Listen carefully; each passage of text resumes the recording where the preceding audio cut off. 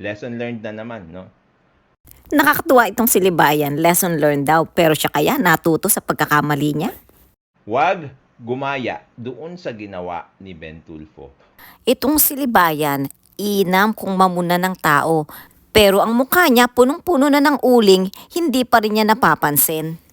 Kung saan nagdadaldal muna bago nag-Google o nag-research. Swak na swak sa description niya sa sarili niya. Nagdadaldal muna bago mag-research. Kaya ayun, natalo tuloy sa debate. Inuna kasi daldal at panglalait at nagdemand pa.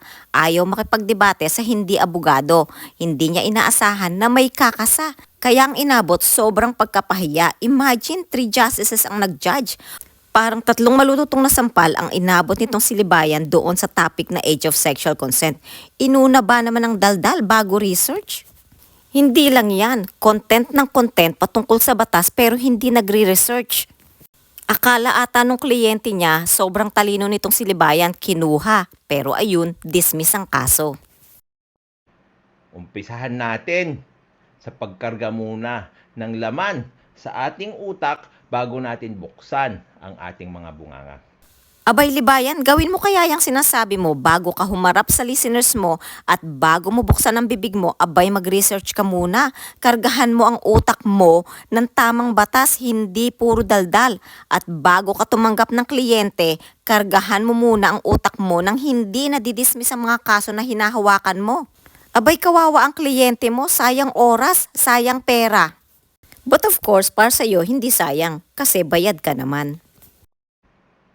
Yun, this is a very good example of what will go wrong kung Ayun, another good examples yung nangyari kay Libayan, natalo sa debate, na-dismiss ang kaso. inuna mo ang daldal at yabang kesa research. Ayan, ganyan si Libayan, inuuna ang daldal at yabang bago research. Kaya natalo sa debate at na-dismiss ang kaso. At hindi lang yan, dahil puro daldal, ayun, tad-tad ng kaso. Abay, hindi na batas ang tinuturo. Isinisingit lang sa content, tapos sablay pa.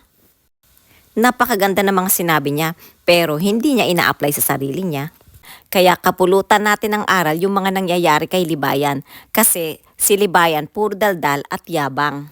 Pero kulang sa research. Mabuti sana kung minsan lang nangyari, pero habitual na yung mga pagkakamali ni Libayan. Abogadong mali-mali ang turo, abogadong puro dismiss ang kaso, at abogadong tad-tad ng kaso. Ganyan ang nangyayari sa abogadong puro daldal at yabang lang, pero kulang sa research. Yan lang muna sa ngayon. Mag-ingat sa mga mabubulaklak na bunganga, maging mapanuri, matutong mag-research at makinig sa iba't ibang abogado. Don't be fooled by a person's words, watch their actions and they will tell you everything you need to know. Again, thank you for listening. Take care. Bye!